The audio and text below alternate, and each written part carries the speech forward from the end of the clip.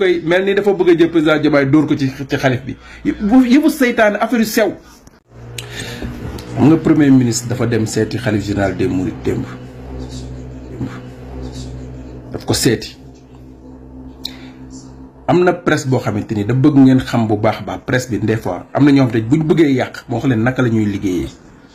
am na presse boo xamante ni lettre bi nga xamante ni moo génnoon ci màggal gi problème bi am yëpp ci ñoom la jóge ñoom ñoo ko joxe information bi joxe noo xamante ni maanaam joxe nu saytaane la pour jaxase. parce que boo taxawee lettre génn nga ni lettre bi gouvernement bi bañ nañu dalal gani xalif général des mourides wax ji dafa rëy maanaam ñoom noonu lañ ko analyser pour jaxase. heureusement ba sëñ Bass Abdou Khadre ñëwee leeral xamal ni nguur gi lépp lu ñu warloo ak ñoom def nañ ko lettre boobu jegewul ci xalif général des mourides mais ñoom ba léegi ñu téye ci loola ñu ni gani xalif général des mourides ay ganam la nguur gi bañ a jël en charge wax ji dafa rëy ñoom noonu lañ ko defee nag pour jaxase askan wi surtout ñun murit ak gouvernement bi. heureusement ba sëñ Bass teelee jóg leeral ci bis bi mu leeral ko mu leer xam ni lettre boobu jegewul ci sëñ bi sax yëgu ko. donc ñooñu gani ñeneen lañu mais du ganu xalif général des mourides parce que xalif bi lépp lu mu war la woon ak état bi defal nañ ko. benn président Ousmane Sonko dem démb Touba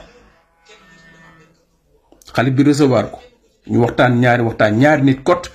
am nañ ay kilifa Pastef ñoom ñi ngi woon ci àndoon nañ ci délégation gunge woon nañ premier ministre mais ñoom sax xamuñu lu ñu wax parce que bañ ñaari kilifa yi bañ pare ku nekk da ngaa dem seen.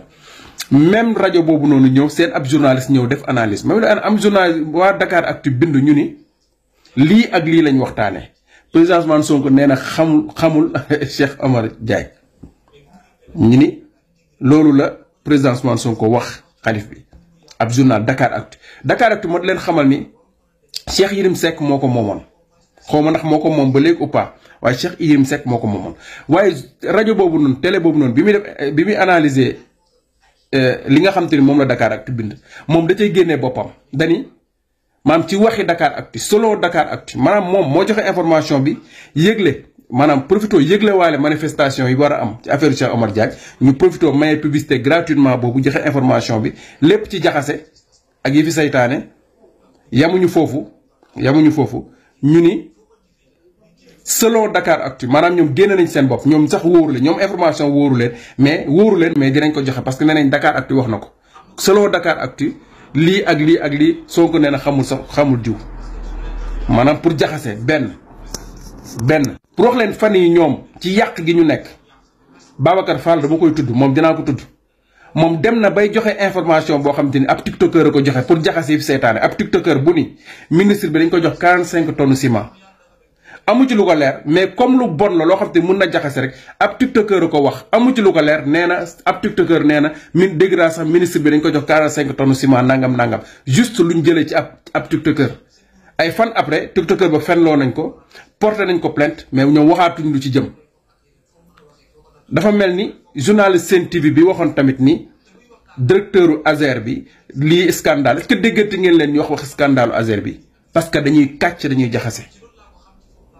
dañ bëgg a teg dëkk bi ci benn si ko teg benn pression teg ci bopp nit ñi comme si dëkk bi problème a fa nekk crise kàcc kese. la xew Touba dem waxtaan wi diggante ñaari kilifa